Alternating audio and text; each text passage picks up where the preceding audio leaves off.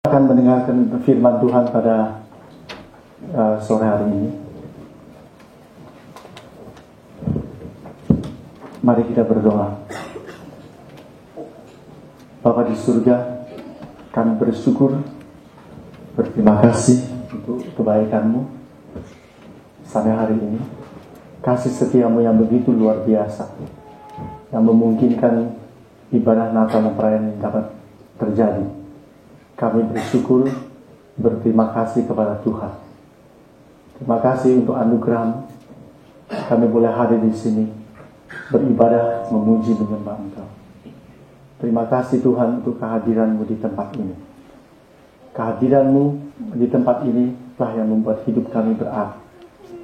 Terima kasih untuk malam hari yang indah ini. Terima kasih Tuhan. Terima kasih.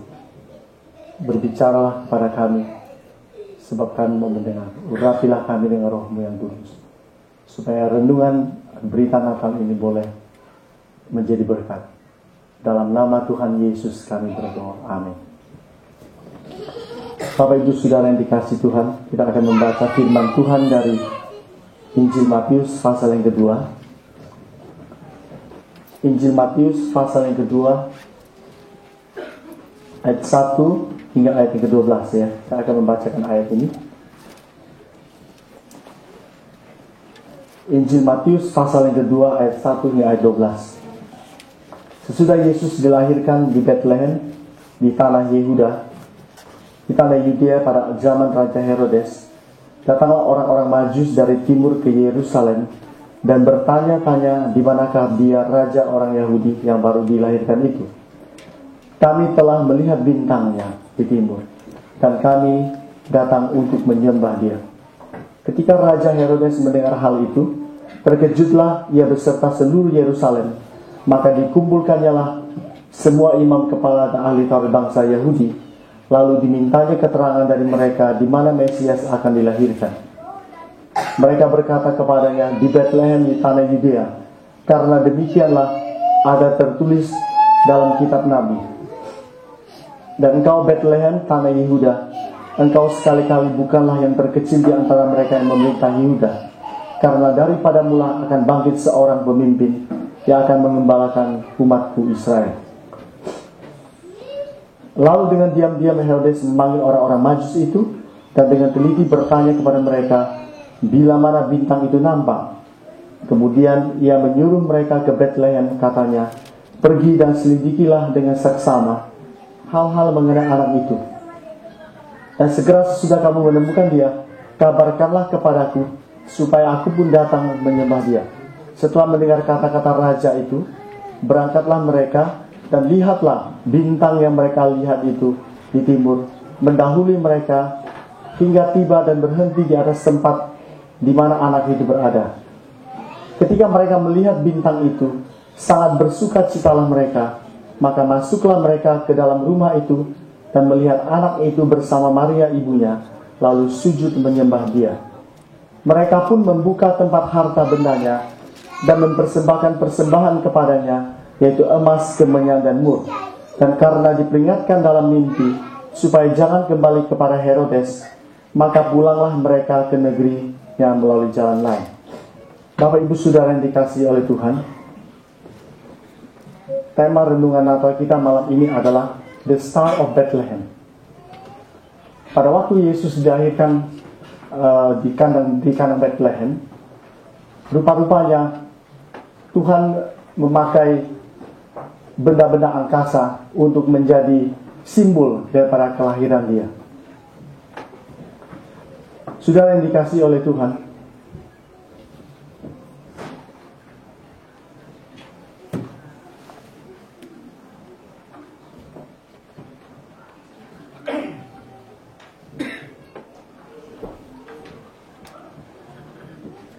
saudara yang dikasihi oleh Tuhan, kalau saudara melihat atau mengikuti perkembangan ilmu pengetahuan di bidang ruang angkasa,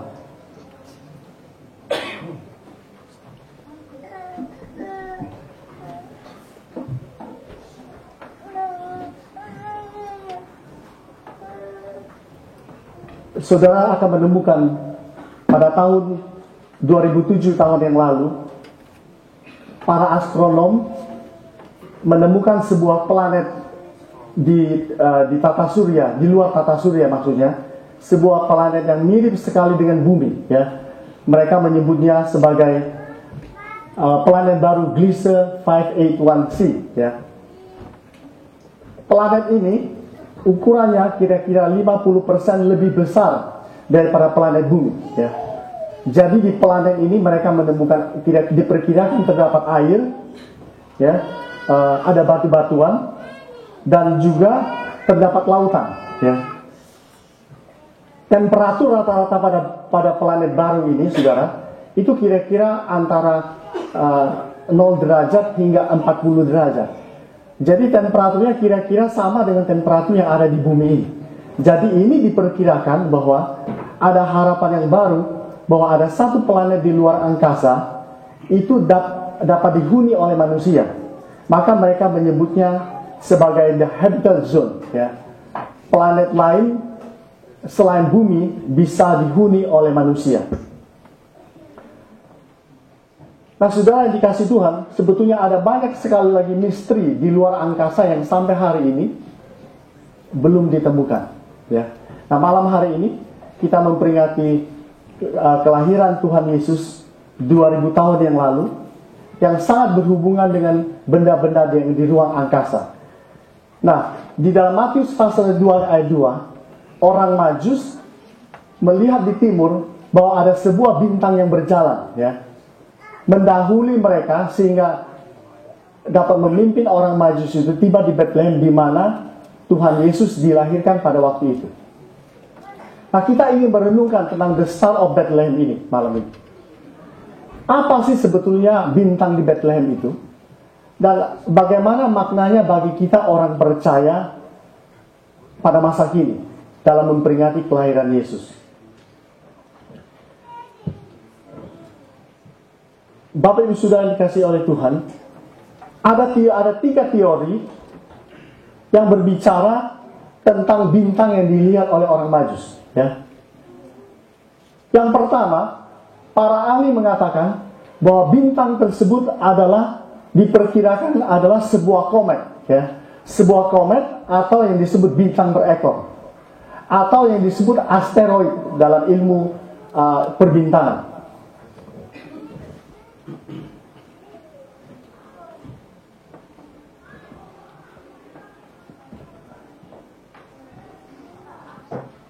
Mereka menyebutnya komet karena bintang ini bisa berjalan, ya. Kalau sudah membaca Matius pasal 2 ayat 2, bintang ini berjalan mendahului orang Majus sehingga memimpin orang Majus ini bertemu dengan Tuhan Yesus, ya. Ini teori yang pertama, ya.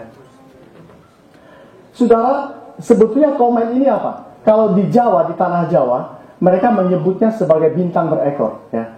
Kalau ada bintang berekor lewat, orang Jawa percaya bahwa kemungkinan nanti akan ada datangnya malapetaka, ya. Nah, komet ini sebetulnya adalah gabungan dari berbagai jenis materi, ya, seperti batu, debu, dan es, ya.